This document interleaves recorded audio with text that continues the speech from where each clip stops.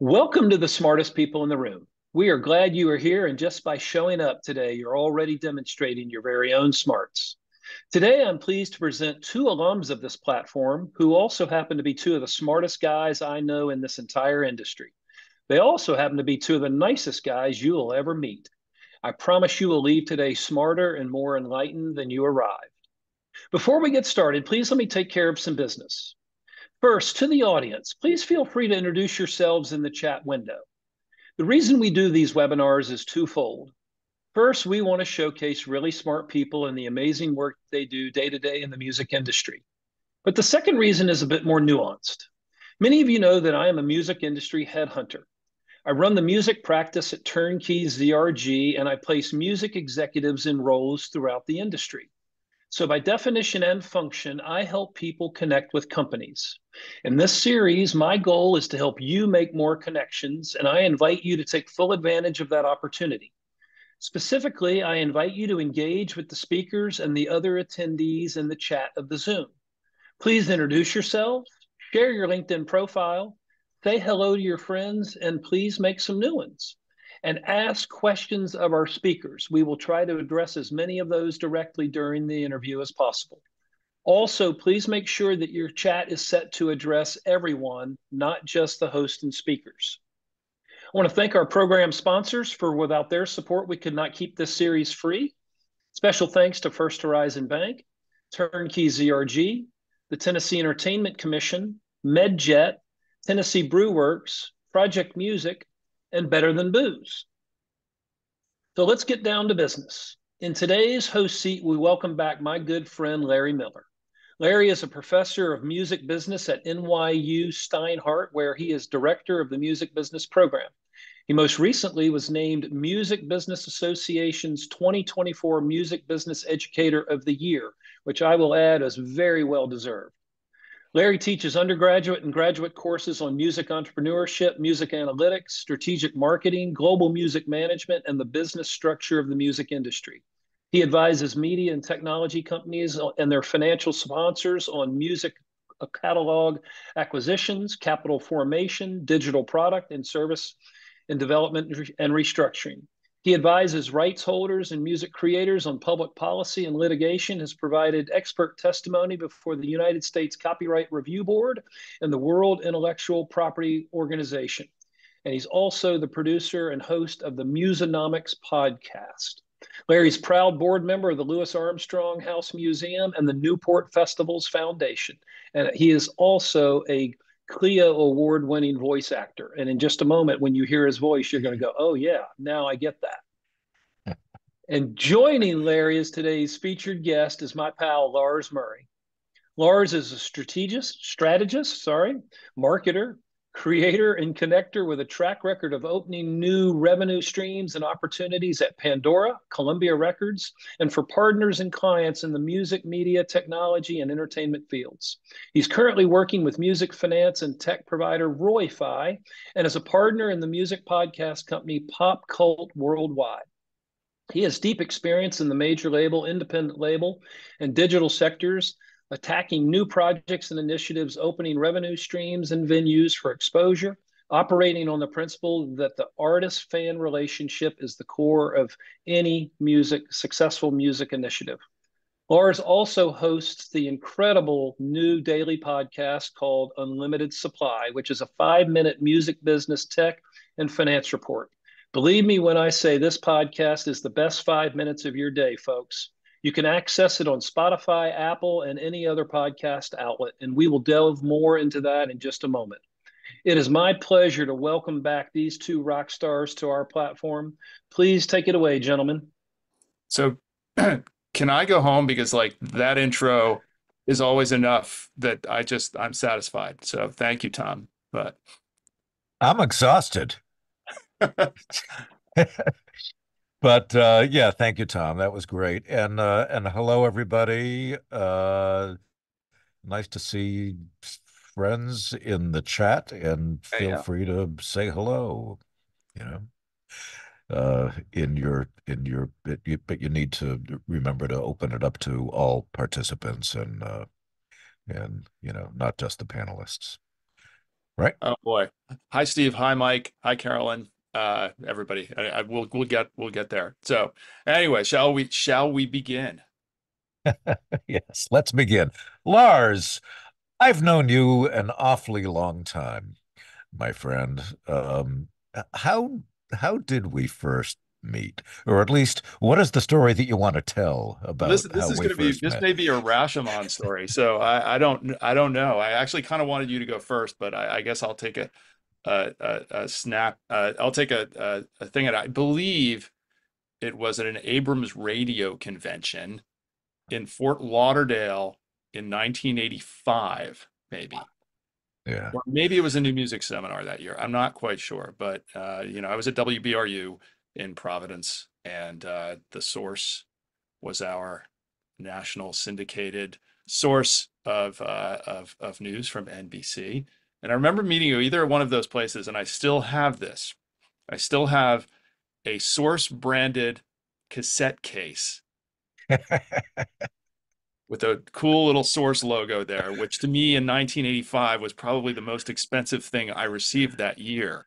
Uh, and to this day, I still have my most precious cassettes in that case. Does that square with any recollection or Wow. So, probably yes. Uh, I still use, I have a source keychain that I still use for extra set of house keys.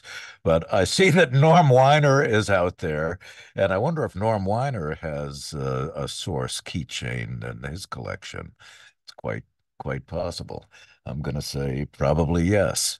But yeah, I mean, WBRU was maybe one of the two best college radio stations, commercial college radio stations in the country. And Lars, you were the program director there. And yeah, I was the I music thought, director, to be, okay, but okay. yeah. But I thought, oh, this is a pretty impressive young guy, and we better watch this guy. And then fast forward, and of course, you end up working in the music business. And although I don't remember maybe what you did between WBRU and Rykodisc, if anything, but I do remember you at Rykodisc in like the earliest days of digital distribution. Um, that is true. So what, no, I did do, I had a cup of coffee in radio sales, which was, and I got out of that as fast as I could. And lucked into, and that's a very long story of its own, lucked into a job working for Don Rose at Rykodisc when I was living up in Boston. And well, I was kind of I was sort of Don's do everything guy. I was his assistant. I was the office manager. I was, I did special projects, which might mean product managing a record here or there. But I ended up doing a board game called Play It by Ear, which was brought to us by an inventor named Barry Levine. Took that to market to Toys R Us, all that. And then when we kind of hit diminishing returns on that, CD-ROMs emerged. And my job was to take that out to the digital market, which at the time was essentially CD-ROMs and game platforms. So I was walking around Silicon Valley and Seattle a lot, which is where I met a lot of people who were in the chat for the first time. And I ended up that then the internet, then Netscape launched, and that changed everything. Now, my recollection then, and this is how much our world has changed a little bit. I don't remember actually seeing you for a while after that, but I do remember when A to B, your gig at A to B started. We did come down to New York for a meeting. I mean, I guess we might have met at one of the conferences, and then we came and had a chat about A to B. I want to know from you, how did you get radio source? How did you get to A to B? What was your digital transition there? Yeah, so there is a radio connection there, and it really had to do with mentorship. I had grown up in the rock radio business, and I'd come to New York originally to help start Z100, the pop radio station, and I left that next year, and I went to work for NBC Radio for the source, which to me represented everything that was good and pure about radio. It was just an unbelievable time to be doing that. We had so many fantastic people and resources, and for me, that was my first and not only, but my first like Camelot moment where you're like working for the A team, you're learning massively like every day, and it was just a huge growth opportunity for me. And I had a mentor then who he said, and I was still, working on the air a bit then, and he kind of tapped me on the shoulder one day, and he said, you ought to think about going to business school. And I'm from a family where, I mean, I knew what an MBA was. I could spell it. My dad had gone to business school, nights over a long period of time. But I just never thought that it was a thing that I would do. But anyway, he had gone to that other school uptown from where I am sitting now, and recommended that I consider that. And I did several years later. And for me, going to business school really changed the lens through which I view the world. And it changed really everything about the way that I thought about music and technology and business in general and risk and return and all of that stuff. Um, but when I finished business school, I did the thing that many people do, and they go to work in big firms, strategy consulting or investment banking. And I went the consulting route, and one of my clients hired me. That was a division of AT&T, and I ended up in AT&T Labs research, looking for soft technology that hadn't been commercialized that might have potential in the commercial world. And I was super lucky in that my very first week in that company, I ran into Howie Singer, also a veteran of Smartest People in the Room, and now a teacher here with me at NYU Music Business.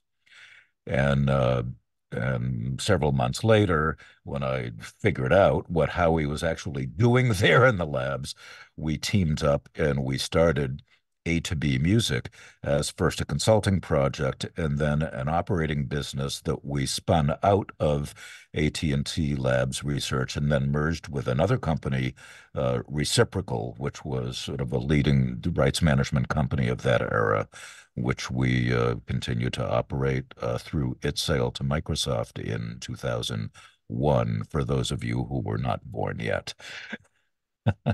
So, Just to, so that's interesting because the reason I asked, and I'm amazed that we haven't had this conversation in depth, and I'm sure you went through some of it with Howie, but I didn't. I thought that you had come from the music and media side into AT&T, and I thought they had recruited you for that reason. So I didn't realize that you would come from the inside out. Um, yeah. yeah, that's you learn something every day. Um, and then oh boy, I got so many questions here. Um, uh, Boy, I don't know whether to start with NYU or to start with voice. So, um, um, how did you get to? So let's fast forward a little bit here. Okay. Okay. Right. So like super fast forward from, A to B Music, and Reciprocal and through the end of that. So I said that, we sold that in 2001. Well, near the end of 2001, 9/11 happened. And that was a pretty dark time here in New York. Um, and I was looking for a music deal to either start or invest in. And there weren't a lot of really great, there weren't a lot of great opportunities during sort of that dark time here. And I thought, geez, I'd been in music radio. I had done this technology stuff during sort of the earliest days of Internet One. I thought, I don't know, maybe I should like put my money where my mouth is and see if I might be any good at signing and developing artists and songwriters. And I had a partner, and we started a company called Or Music, and we made a distribution deal through Sony. And our first three records that we put out were not gigantic commercial successes, but the fourth one was. We sold millions of Los Lonely Boys records, and that really changed things for us. We were also Los Lonely Boys publisher, and following that, there were a couple of records that we put out that did okay. We put out our Tower of Power record. We did Modest Yahoo, which was a fun time for everyone involved. And ultimately, we sold the label to Sony 4 years after we started it, and we sold the music publishing to EMI a year after that. And then following that, my wife, who had been saying to me for quite a long time that I should go find something to teach, and I had never really thought seriously about that and like what would that even be. I started asking myself that question. Well, if I were going to try to teach something, what would it be? And uh, so I started exploring it, and I met the people who were then running these programs at NYU that I've now been running for 10 years. And I had a meeting with the woman who was then running the undergrad music business program at NYU. And it was at a cafe on McDougal Street around the corner over here. And we had a very nice chat. And at the end of it, she said to me, you know, this was a courtesy meeting. She says, but and I do a lot of meetings like this with people who have done things in the music industry and think that they might want to teach, but I actually see a whole range of possibility for you, from like come give a talk to maybe come give a few talks to maybe you want to think about, teaching here. And I said, well, is there a sort of a pathway to doing that? And this was, I think, during like January term, right before the spring semester started. She said, actually, why don't you come in as entrepreneur in residence? Uh, and let's see where that goes. And that for me was like stepping on a banana peel. And I had an opportunity to really engage with that class. And my timing was really good. And I ended up then becoming an adjunct teacher and then becoming a full-time faculty member. And then a year later became the director of both undergrad and graduate music business here. So that's how that happened. So a chance courtesy meeting There you turns into go. our new Turns into career. something. Yeah. Oh, that's amazing. So, what else? What else? Maybe So I should be asking you a question. maybe, yeah. So Go. Lars, we are going to talk about our various podcasts and all that, and and I want to ask, I have a million questions for you, but maybe first to say, look, I mean, Rykodisc was sort of a long time ago. Uh, I know that you have worked in the major label system at Sony. I know that you were at Pandora during a particularly important time. And I think of you as the person, correctly or not, who more than anybody else was responsible for building their AMP program and really developing a set of services for artists and managers and industry people built on top of data. And at that time, Pandora was the first place that had any kind of a product or a service like that. And I wonder if you can talk about that time and sort of what has transpired since then. Well, so two things. One is AMP was a great tool, and I can't take a ton of credit for having developed it. Essentially, it was a there was a twinkle in the eye of Pandora when I got there.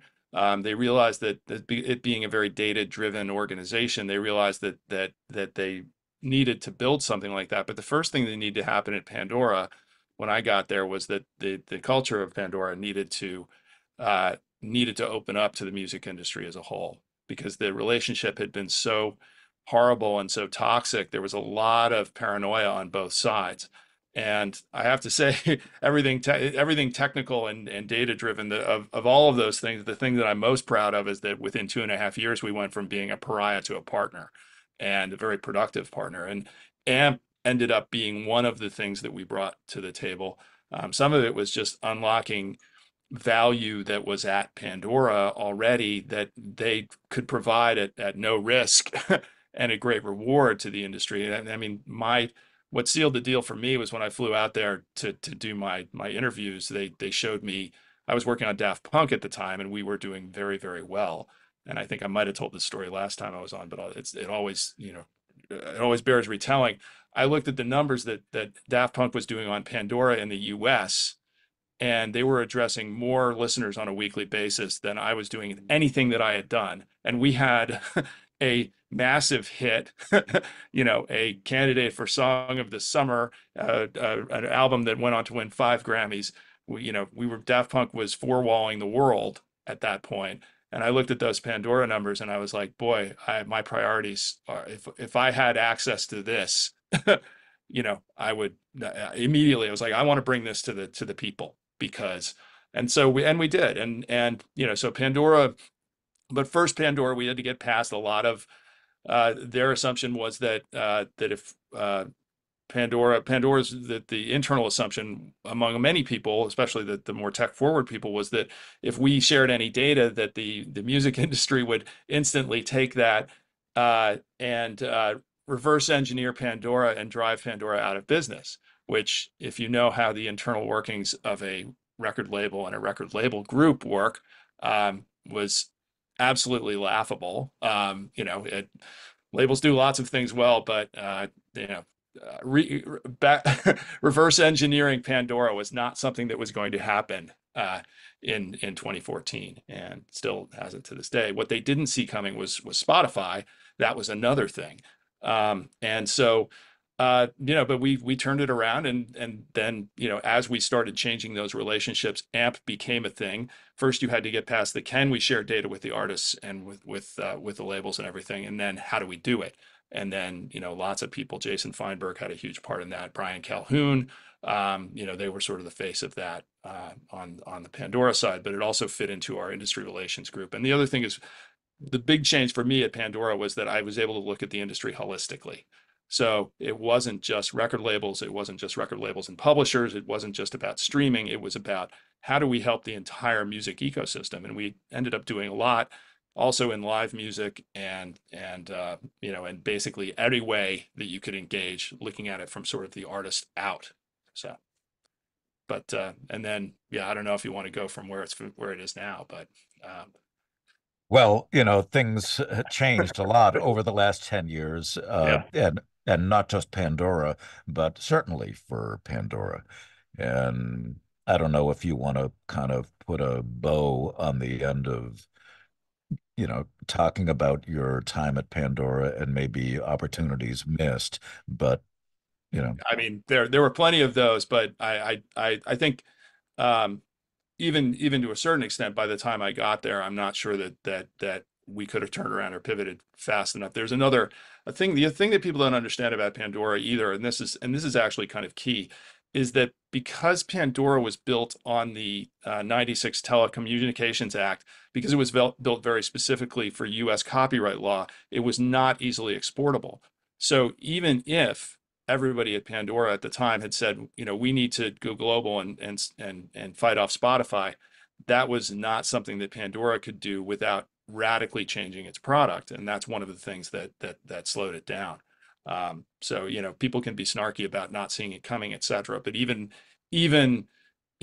among the people who did see it coming, there were a lot of challenges inherently, and that's one of the reasons that Pandora and Sirius are a fit, because they're U.S. companies. you know, our pal Jim Griffin used to talk about Tarzan economics, and of course, Will Page ended up doing a book with a similar title. And when I think about the evolution of the major digital music services in the first, quarter of the century, I can't help but think about how tied to, one vine, if you will, Pandora was the DMCA non-interactive license, Mhm. uh, before maybe letting go in time to, re-engineer the economics of the company so that they could even think about managing the on-demand, non-statutory license that, of course, Apple Music and Spotify and Amazon and everybody else now rely on. So I don't think it's so much that they didn't see it coming. I think it was more about an unwillingness to let go of the vine that they were riding. It was, I can tell, I can assure you it was both. Okay. And the vine they were riding, to be fair, also was a very, very sturdy and lucrative vine, and still to a certain extent is to this day. I mean, Pandora, as a real shout out to the people who monetize Pandora, they are the best in the business. I mean, they basically cherry picked the entire radio industry, and that team is run like the Marines. They are really good. And sit in a couple of Pandora sales meetings, and you will learn what a well-run organization looks like. And that was very educational for me too. So Yeah, yeah, I'll bet. And I actually thought that the reason for SiriusXM's acquisition of Pandora was less about having a, non-interactive service that could be ported on, and more about the sort of institutional knowledge and just like superb local sales DNA that Pandora had really mastered, which, SiriusXM hadn't. And, we can have maybe another whole conversation yeah, someday yeah. about post-acquisition Pandora, but perhaps, that's enough Yeah, about that we company can, in this yeah, conversation. yeah, yeah. So So podcasting, Lars. Um, you have been a behind the scenes producer of a couple of really successful shows for Disney and a couple for Metallica. I mean, can you talk about those? yeah, yeah. So when I left Pandora, I had enough sort of slack to decide that I could do something that I'd really wanted to do. I'm a huge podcast listener and had been, and I also took a step back and looked at some of the things that streaming companies were not solving particularly well. And my sort of bugbear is contextualization, because I don't believe that anybody's enjoyment of music exists in a vacuum. I don't. I don't believe that. I believe at the high end of the market, people want a story as much as they want the music, or if they get the music and they love the music, they want the story. And that to me is, with physical media going away, the biggest lack in our current music environment. And I thought podcasting, living in the same environment as music, on the same apps and everywhere, that would be a really interesting place to explore, because I didn't see a lot of high quality content being made contextually to support music. And I learned a lot about the power of audio going right back to my radio days, but also, Pandora's right there in your ear. So we started doing some of that when I was still there. And it's a tough nut to crack. And when I looked at podcasting, which was already scaled, and saw that there was a bit of a gap there between the podcast industry and the music industry, I took it upon myself to try and bridge that gap. That's been a harder gap to bridge than Pandora to the music industry. But it's still a fight worth fighting. So um, Dennis, my partner in Pop Cult, and I have taken a lot of concepts to a lot of people. Um, the principles are, high quality good narratives, culture, not just people, not just what we call musicians talking about talking about music, but actually tying things back to people's real lived experience. There are plenty of people talking about how music gets made, and a lot of them do it very well. But taking a sort of broader lens, that's what we decided to do. So we Disney took a bet on us and hired us to make a 50 episode Disney Hits podcast, which we delivered for a year on time and on budget. It's great. If you're a Disney fan, go listen to it. Dennis did a great job producing it, and Leon Hayes, who is the voice of the show. She's also she plays Queen Latifah's daughter on the Equalizer. She's a lovely person and a great host. So we did 50 episodes of that. We had also earlier, because we had noted that podcasters were very reluctant to go into the music business and had gotten burned a lot, and vice versa.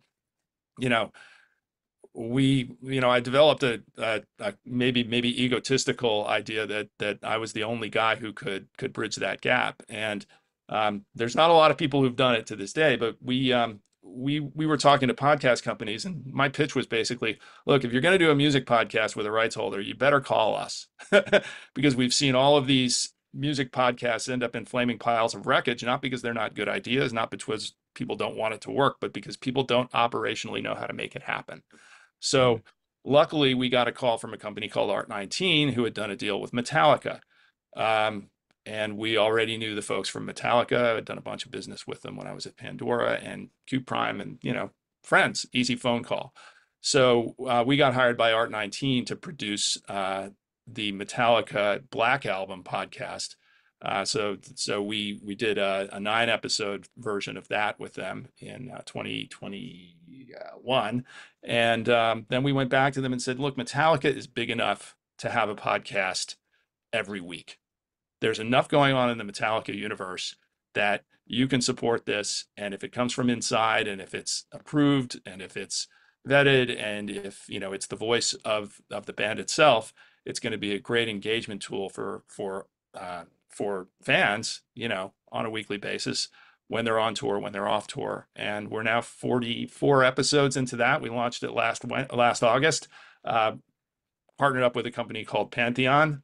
I don't know, Dick Wingate, if you're there, but Dick was an early advisor to Pantheon, hooked us up with those guys. We brought them in to do production and to do network sales. And so we're 44 episodes in and rocking. And it does present a lot of challenges working with a band who's got schedules and priorities that are, they're out on tour. They're in Europe right now, with dozens of tractor trailer trucks moving them from city to city. And so putting a podcast out on a weekly basis, we need to work around all of that. So it's a big challenge, but it's been great.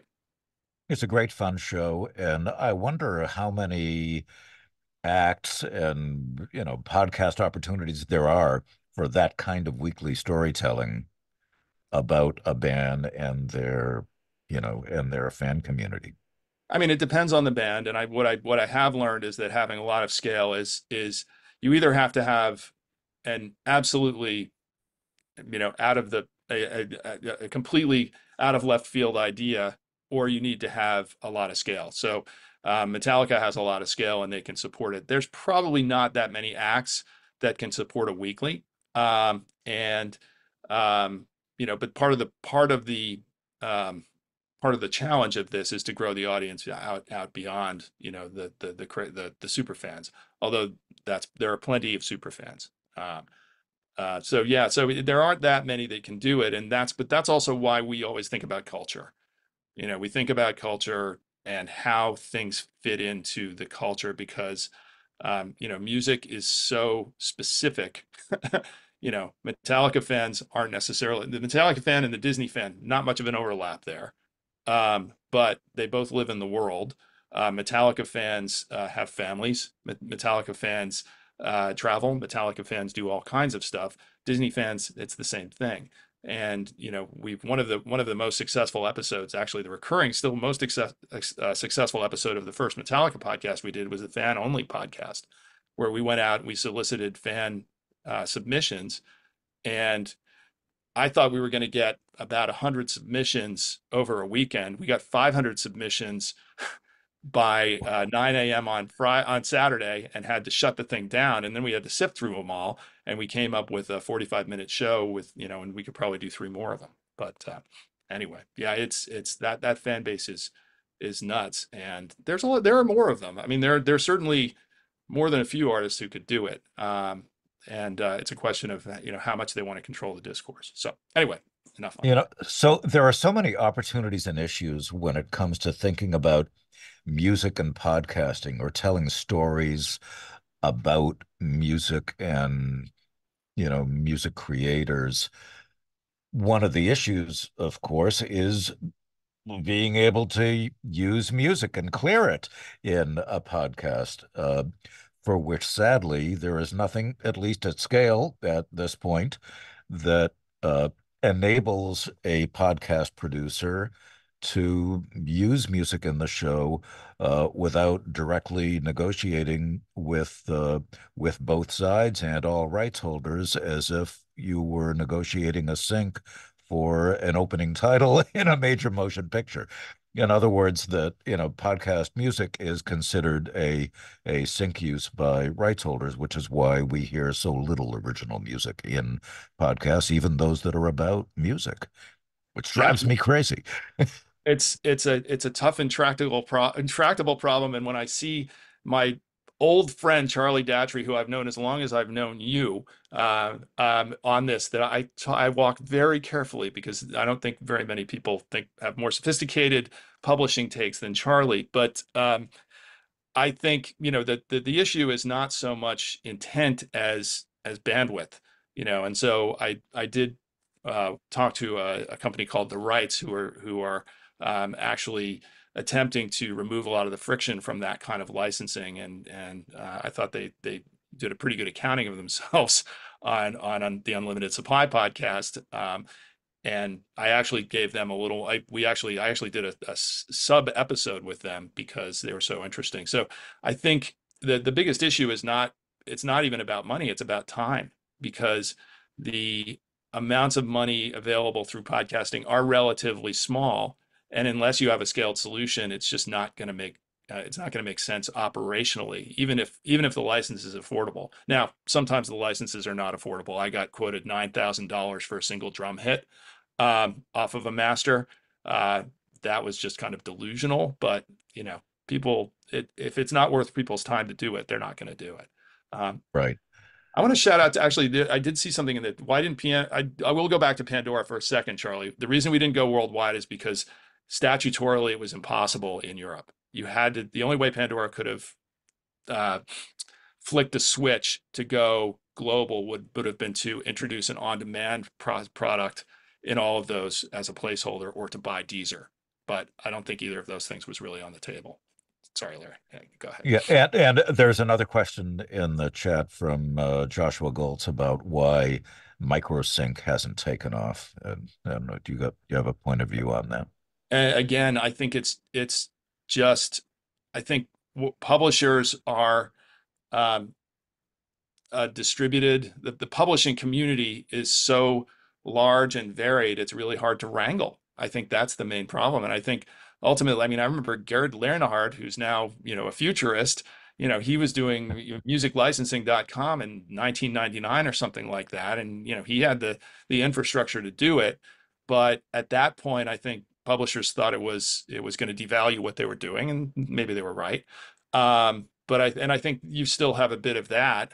You've got the innovator's dilemma. You want to go from having a rare product that's hard to access and high margin to, a scaled and distributed product that might be lower margin but higher scale, and that's tough. And if publishers are mom and pop, it's really tough to look at that. So, and frankly, everybody's been burned a little bit. I saw another comment. Why doesn't Spotify monetize?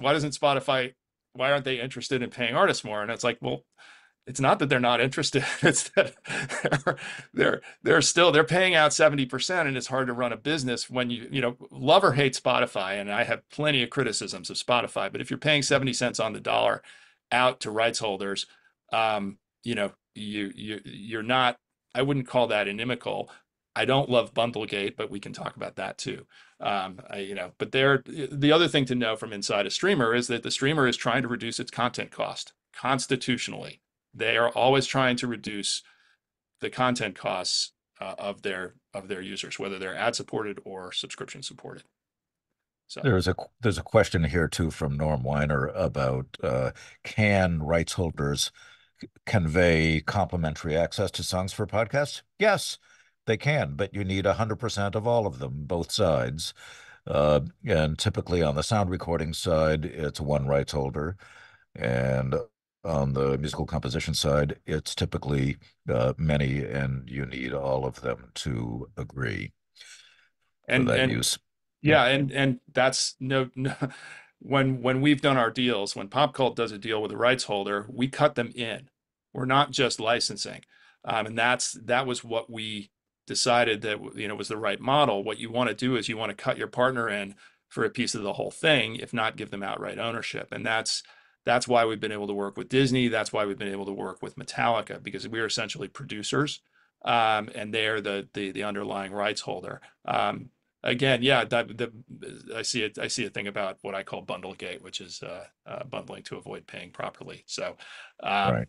and anyway, but yeah, I mean the way that we've approached it is to approach music rights holders as partners rather than as licensors, and that's the only way you can get around that daily in and out. Well, I want to get 15 seconds of this one here, and it's just not worth it. You just have to negotiate some sort of incentive where getting a sort of more blanket grant of rights makes sense.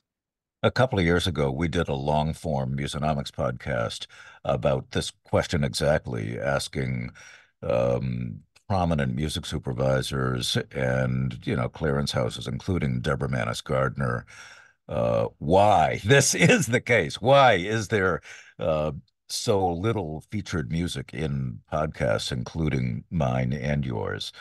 And that episode is still out there, and we archive them all. They're all out there to be listened to whenever, and there are a handful of shows that keep uh, getting listened to over and over and over again. And I think it's because other academic programs, not just this one at NYU, are using that one and some of the other sort of greatest hits as instructional tools for various, music business courses. Um, Lars, unlimited supply. How did you get there? Why that? What sort of brought you to the brink and pushed you over the edge? Well, so just for anybody joining late, Unlimited Supply is my daily music TLDR. I'm more of an aggregator than a journalist, but basically it's a 5-minute daily podcast that we put together. Um, and what I'm doing is I'm sort of scanning the most important stories of the day, linking out and attributing whatever journalists, actual journalists, are covering it. It comes with a little bit of my own personal commentary. Hopefully people will be entertained by it as well. But I got to it. Well, first, let's talk about why we're working together, because I am an avid podcast listener. I have my routine podcast that I listen to all the time, and I saw a hole in the market a year ago for a weekly music business podcast along the lines of something like Puck's Powers That Be or Pivot, which is a great podcast. But we didn't have anything in the music industry like that, and that's I will tell you the story, but not everybody else here knows it. Is that so? I went to Larry and I said, Larry, why aren't you doing this every week? And you can answer that question, but uh, why What why I weren't say, you doing it every week? right. So we started doing the Musonomics podcast, the long form Musonomics podcast. I think we're in our ninth year now. And I do the show here at NYU with students. And we do it on a not that regular basis. We do them a few times a semester. It's a heavy lift to do a show with, that level of production, unpacking usually a pretty complex music industry issue, uh, and to do it with students.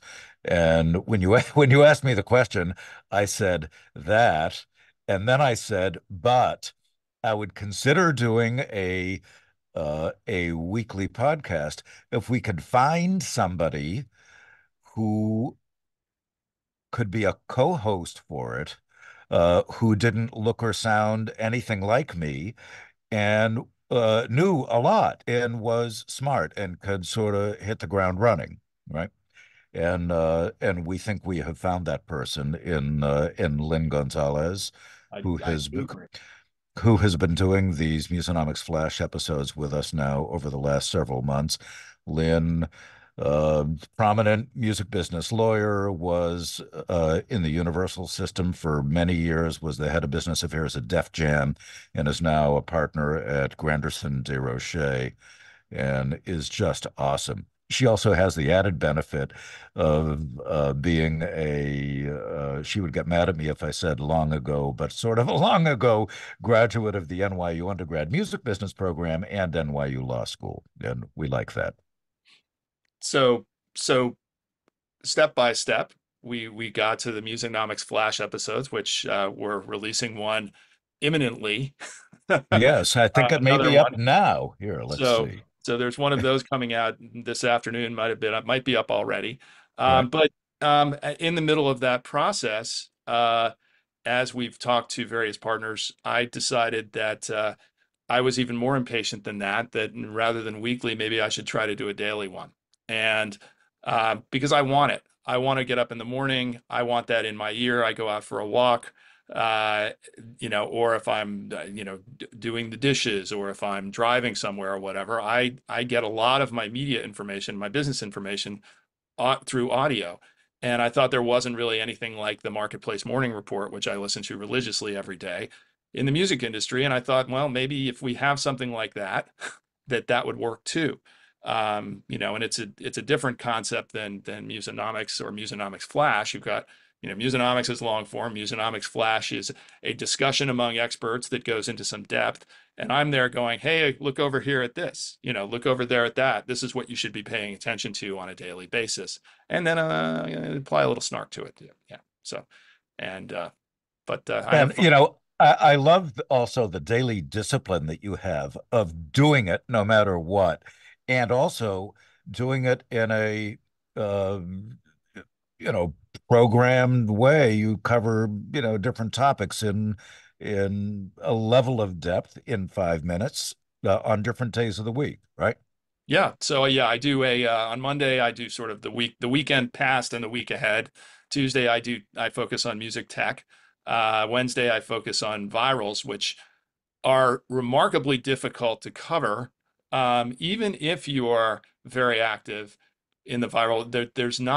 There really isn't sort of there isn't a great. There are things, there are tools you can use. There's Chartmetric does a decent job. There are a bunch of analytics tools that you can use to see what's viral, but there really isn't much of a pipeline there. That's my hardest day of the week. Hmm. And so I'm somewhat reliant on Billboard and Spotify for that, but they're trailing indicators, not leading indicators. So I do virals on Wednesday. I do sort of what's new in the touring and live music business on Thursday. I also do uh, a little bit of a rundown on what's selling out, what might not be selling out in the three music capitals in Nashville, LA, and New York. That's very sort of personalized, but again, also, if you couldn't get in to see somebody this week, you might think of going to see this. So, if you don't want to go out to the Meadowlands to see George Strait on Saturday, go to Hill Country Barbecue and see Dale Watson and have a nice a meal too. So I do that in those three markets. And actually, Nashville this week was completely overwhelming because CMA Fest just floods everything. And then on Friday, I do finance. So across the week, I'm gathering stories. It's not usually breaking news. I try if something breaks in the morning, I usually cover it. But it's mostly, if you listen 5 days, you should have a pretty good overview of what you should be paying attention to, and not even everything you should know, but what you should be paying attention to. And that alone, that's why I call it unlimited supply. There's an unlimited supply of music, an unlimited supply of information. Somebody's got to sift through it, and that's what I'm hoping I'm doing. So there There you you go. go. Unlimited supply wherever you get your podcasts. Musonomics, wherever you get your podcasts. That's right. Musonomics Flash, produced by Lars Murray. There you go. Anyway, so yeah. So uh so Larry, I got a question for you. So we're where we are right now. Um and we've been through a lot of current issues and a lot of long issues. And I wanted to ask you, like, if you had to turn back the clock to the let's turn back the clock to the 20th century, what would you be happy about and what would you miss?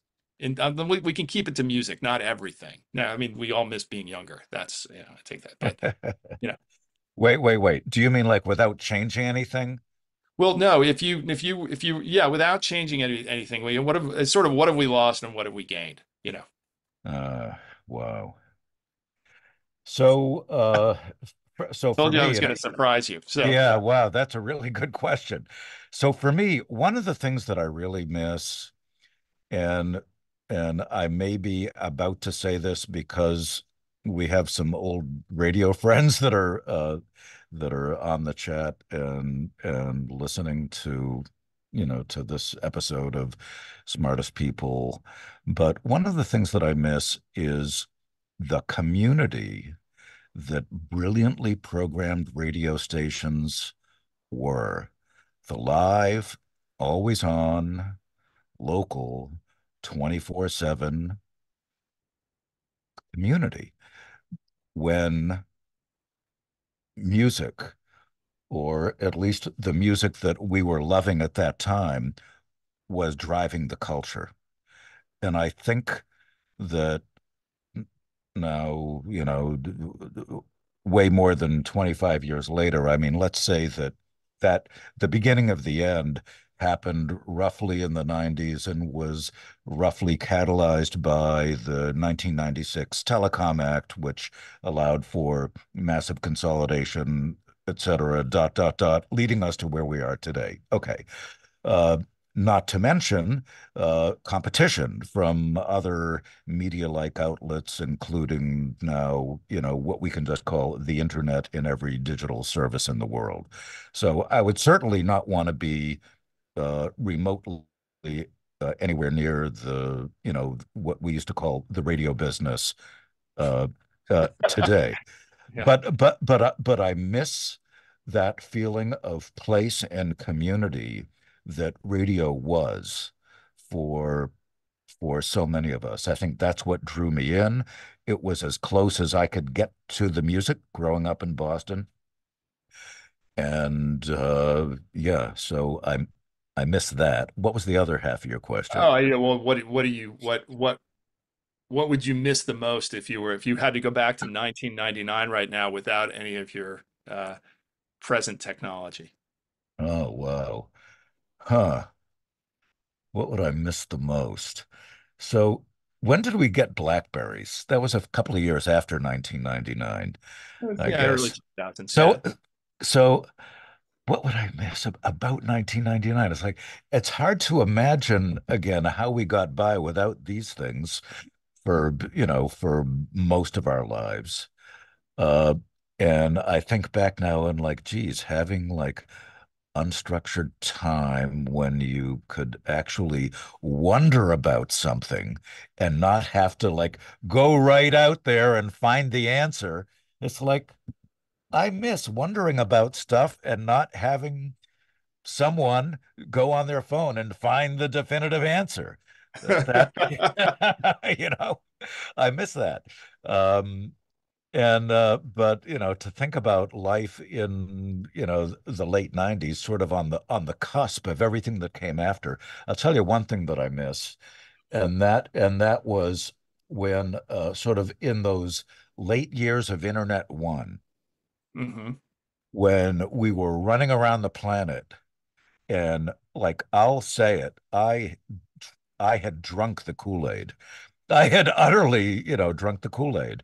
And you could see you knew the like dramatic transformation in everything from music, uh, uh, creation to distribution to discovery and consumption was going to change in just, an epic tectonic plate, kind of a way, and it was going to change forever. Now, what we were wrong about was how long it would take. We were off by, I don't know, a dozen or 15 years. But I miss that feeling of being uh, on the edge of seeing that thing that was coming and trying to help make it happen. So I guess that is a thing that I miss. And so when I think about today, and we think about maybe the topic that is unavoidable in any conversation between two music people, or certainly at any music conference, you think about, the opportunity and the threat of AI. I Yeah, mean, right? I mean, absolutely. it's not quite the same.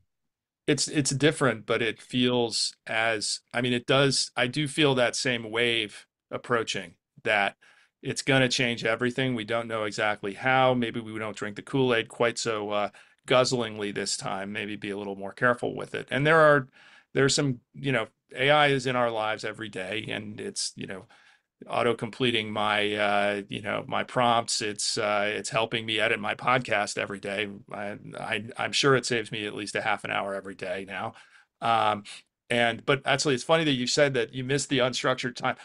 Literally, as you were saying that, a text came in on my screen from my one remaining friend who is not on social media, and he was like, "Are you busy right now?" And I'm like, "Are you?"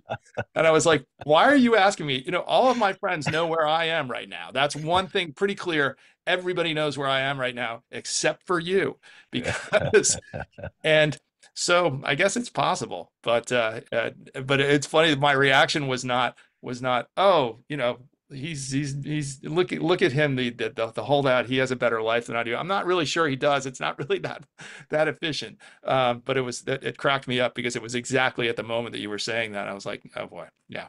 So I'm not sure. So part of me misses that, part of me doesn't. So and I guess the other question, because this is the thing that we haven't gotten to, because this is fascinating.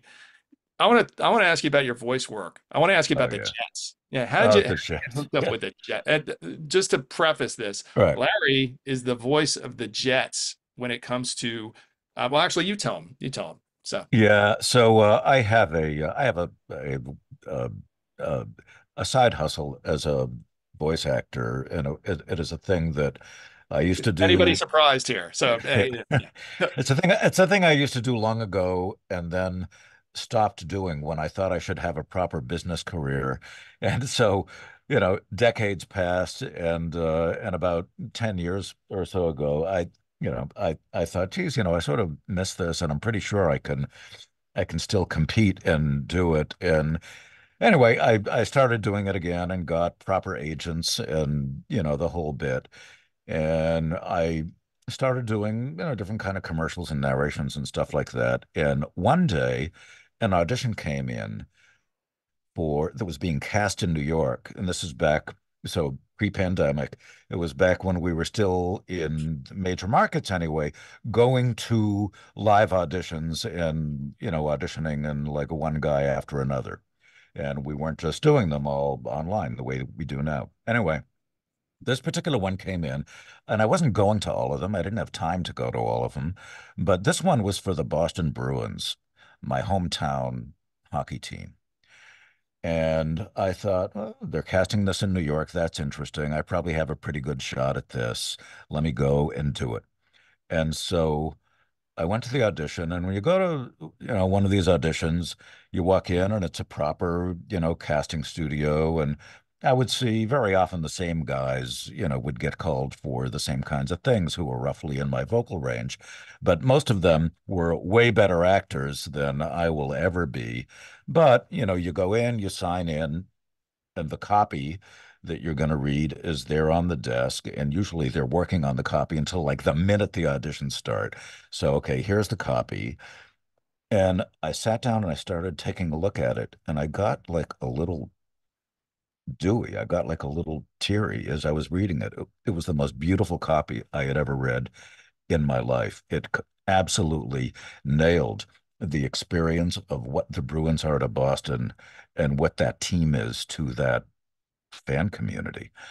And I knew that having grown up there. And there were guys like sitting around the room who were like trying to like fake a Boston accent and trying to like figure out what that was like going to sound like.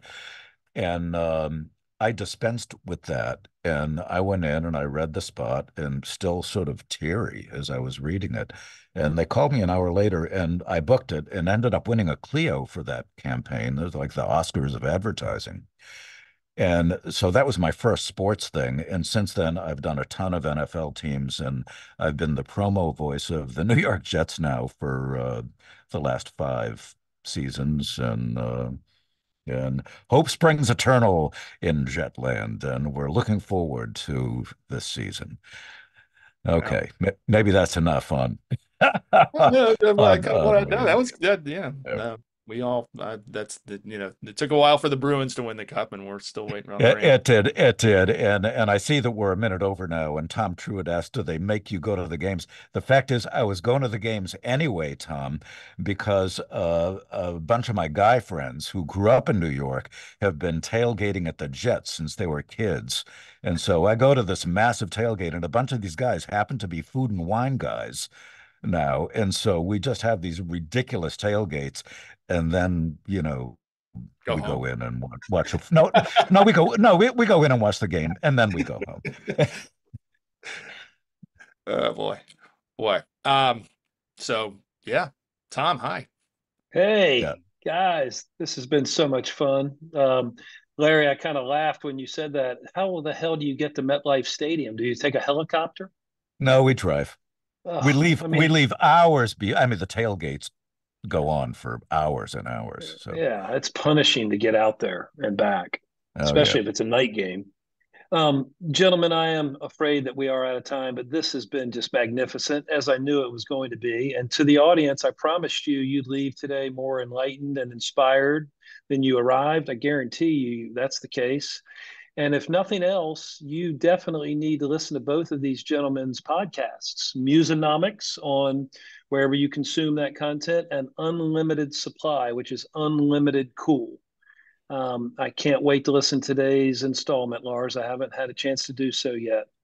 Um, Folks, we're off next week because it's Bonnaroo week. And if you know me, that you know where I am next week. But we will be back the following week with our regularly scheduled program of Rock Stars. And I just want to say thank you to both of you for the awesome work that you do. Please keep doing it. And I'll see you next week in Indie Week. Thank you, Thanks, Tom. Tom. See you Thanks, next week. Larry. Thanks Thanks, everybody for everybody. tuning in. Yep. Later, folks.